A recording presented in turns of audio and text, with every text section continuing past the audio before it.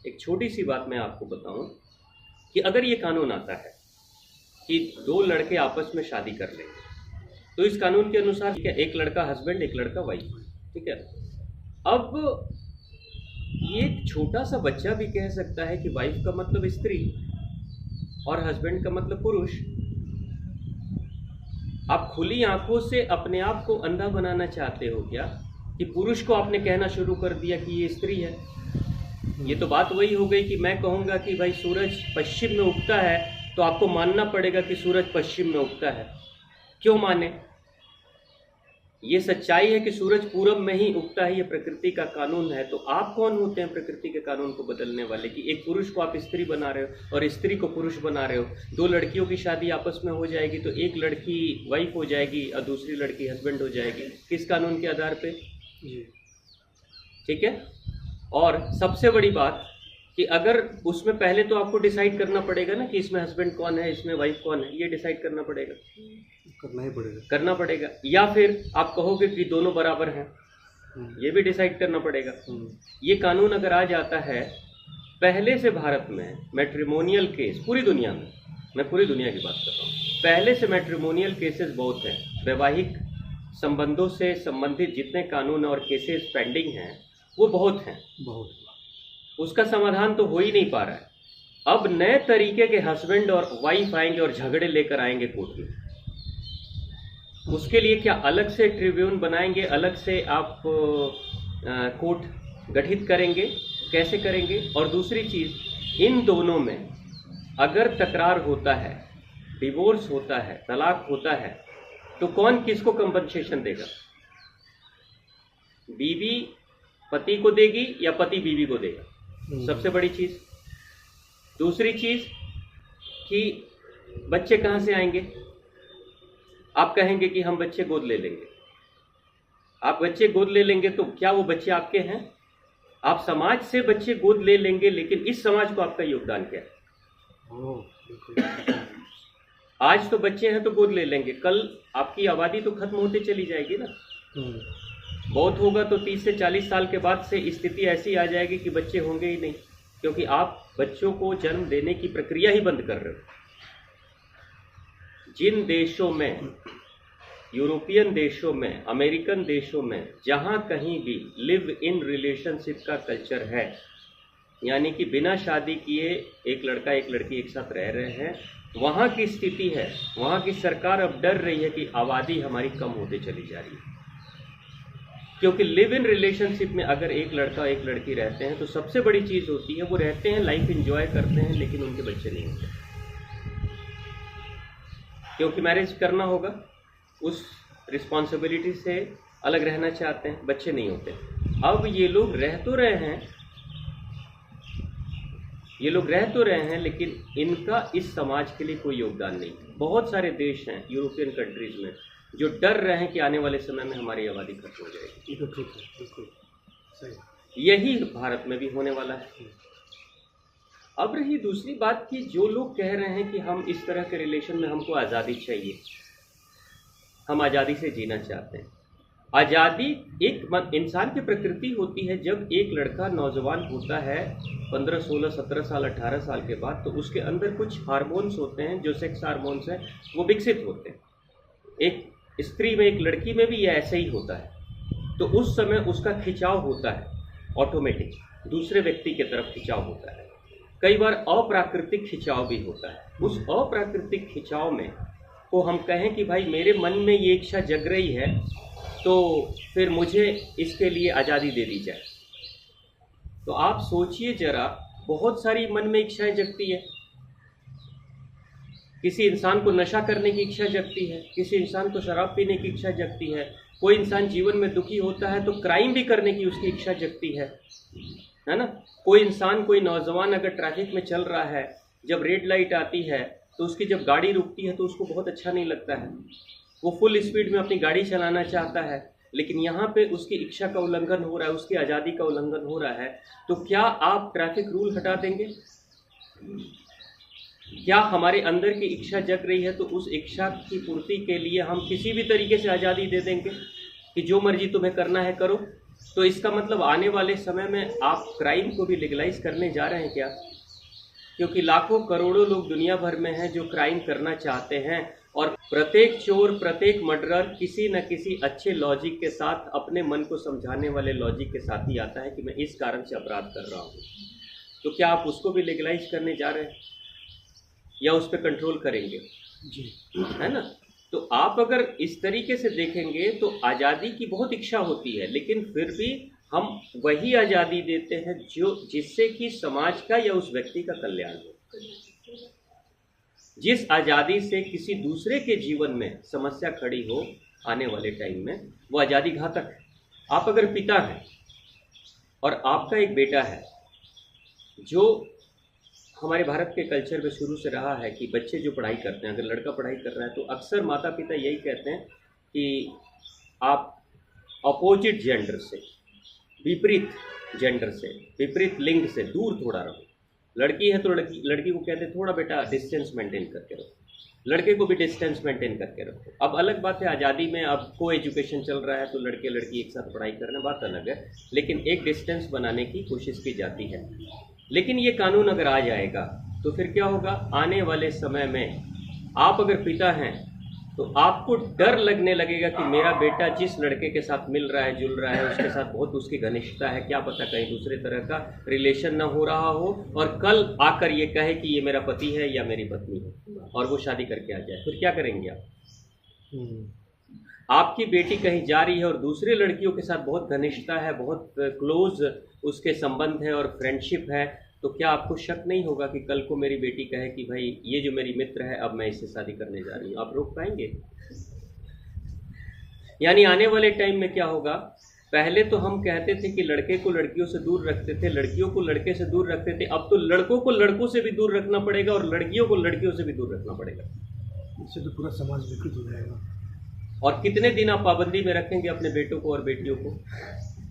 विस्फोटक हो जाएगा। ऐसा विस्फोटक होगा कि आपके घर में सबसे पहली लड़ाई शुरू हो जाएगी। और अगर ये कानून बन गया, आपके बेटे को उसके मित्र के साथ अगर किसी गैर कानूनी संबंध में आप पकड़ते हैं, देखते हैं और विरोध करते हैं, रोकने की कोशिश करते हैं या उसके ऊपर सख्ती अपनाते हैं, तो वो तुरंत जाएगा पुलिस स्टेशन में और जाके कहेगा कि जब भारत में ये कानून है तो आप कौन होते हैं मुझे रोकने वाले?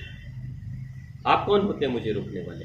और अगर आपने रोक दिया तो वो कल को आपके ऊपर केस करेगा और आप माता पिता होते हुए भी आप अपराधी हो जाएंगे कानून के अनुसार से।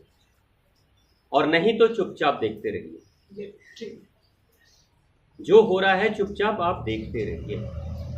तो क्या इस चीज़ के लिए हमारा समाज तैयार है? ना, इसका तो विरोध करनी चाहिए। इस चीज़ का तो स्वामी जी रियल में सबको विरोध करनी चाहिए। जो भी जागरूक लोग, धन के लोग हैं, जो समझे इस चीज़ को, और इसका लगभग हर एक परिवार में जो प्रभाव पड़ेगा इस कानून का, उसका विरोध सामान्य लगभग हर एक जाति, पंथ, धर्म से अलग हट करके भारतवासियों का विरोध करना चाहिए। भले ही विदेश में जो लागू है सो लागू है, विदेश वाले समझे, लेकिन अपने देश का कल्चर, अपने देश का जो सभ्यता है उससे एकदम अपोजिट है। जो आप जो बता रहे हैं वो बात सही है कि ये चीज़ अगर जो नहीं समझ पा रहे हैं क्षणिक सुख के लिए, अगर इस कानून को ला करके चाहते हैं कि आज़ादी दे करके हम पाने का प्रयास कर रहे हैं, वो पाने का नहीं बल्कि अपने गंवाने का, मैंने आगे भविष्य में गंवाने का होने पूरा षड्यंत्र हो रहा है। बिल्कुल। अब एक छोटी सी चीज़ आप सोचिए कि जिस विदेशी देशों की बात कर रहे हैं वो देश हैं कितने बड़े और है उनकी कितनी बड़ी आबादी। हमारे बिहार, उत्तर प्रदेश में तो इंग्लैंड समा जाएगा। हाँ, सही। दुनिया के बहुत देश समा जाएंगे। ऐसा बहुत सारा देश है जो बिहार से भी छोटा है। 50,000, बहुत सारे देश का आबादी 50,000 ऐसे ही हमको याद नहीं जी है। बहुत सारे देश से 50,000 उसका आबादी एक जिले के बराबर है। हाँ, एक जिले के बराबर है। एक जिले के बराबर। हाँ। तो उनको देश कह रहे हैं। अगर वो देश हैं, और देश तो है ही, तो फिर भारत क्या है? देशों का समूह, महादेश। एक एक राज्य हमारे अनेक अनेक देशों को समेट लेगा अपने अंदर। और उन देशों से तुलना इस देश की कर रहे हैं। भाई वो नदियां हैं, ये सागर है। नदियों का कानून सागर पर लागू नहीं हो सकता। ये कानून तो नहीं होना चाहिए। यह प्रकृति के खिलाफ भी है, समाज में अच्छा संदेश भी नहीं जाएगा। जी। उसके बाद ये आपको बोले कि जनसंख्या पर भी असर तो पड़ेगा ही निश्चित पड़ेगा, पड़ेगा। क्योंकि बच्चे तो होंगे नहीं। हम्म, प्यार को प्यार से रह सकते हैं ना, प्यार करना अलग बात है, लेकिन अप्राकृतिक चीज नहीं करना चाहिए। सही बात। बिल्कुल बिल्कुल सही। अप्राकृतिक रूप से जो चीज़ें हो रही हैं, आप एक लड़की और एक लड़के की शादी होती है तो शादी के बाद भी वो प्रेम करते हैं, लेकिन वो प्राकृतिक प्रेम है। बस यही बात कहना चाहते हैं। तो इन केस अगर किसी के अंदर ऐसी इच्छा है तो ठीक है भाई, आप समाज में हैं, आप समाज में रहें, आपके ऊपर कोई 24 घंटे तो कोई पुलिस की तरह पीछे तो पड़ा नहीं है, आप रहें अपने समाज में। लेकिन लीगल बना देने का अर्थ ये होता है कि आपने पूरी आज़ादी दे दी कि प्रत्येक बच्चा उस डायरेक्शन में सोचना शुरू कर देगा, प्रत्येक लड़का उस डायरेक्शन में सोचेगा, प्रत्येक लड़की उस डायरेक्शन में सोचेगी, और आप रोक नहीं पाएंगे। नियम ही बना दिए तो क्या रोकता है? नियम बना देने के बाद नियम बना दिए, बनाकर कानून जब पास कर दिए तो प्रशासन तो उसका पालन करेगा। कानून का बस रखवाला है। आप पटांग जो बना कर दे देंगे उसी का रखवाला बन करके ये बस उसको आगे बढ़ाने का काम करेगा। उससे कहीं ना कहीं आपसी कलह या आपसी मनमुटाव या घर में आज छोटी सी चीज़, एक मैंने लड़का लड़की अगर मैच्योर स्थिति में आपस में शादी कर लेता है बिना गार्जियन के सहमति का, और उसके बाद भी आपस में कहीं फ्रैक्शन हो तो उस फ्रैक्शन, जबकि मैच्योर स्थिति में शादी की और उसके बाद फ्रैक्शन होता है तो उसका सोल्यूशन जल्द से कानून नहीं कर पा रहा है, तो निपटा नहीं कर पा रहा है। और आज आप प्राकृतिक ढंग से अगर शादी ब्याह आपस में अगर नियम बना दिया कि हम आप कर सकते हैं और उसके बाद कुछ समस्या आती है तो फिर उसका निपटारा कैसे करेंगे? ये उटपटांग नियम कानून कहीं ना कहीं अपने समाज में तो तोड़ने का काम कर रहा है, जिस पर इसका विरोध होनी चाहिए। भारत में पहले से ही लाखों लाख केसेस पेंडिंग है कोर्ट्स में, उसका निपटारा नहीं हो पा रहा है। अब नए तरीके से नए विवाद को आप सामने खड़ा कर खड़ा कर रहा है। और बार बार ये आती है बात कि हमारे पास इतने जजेस नहीं, हमारा सिस्टम इतना अच्छा नहीं, इसलिए हमारे कोर्ट कचहरी के फैसलों में डिले होता है।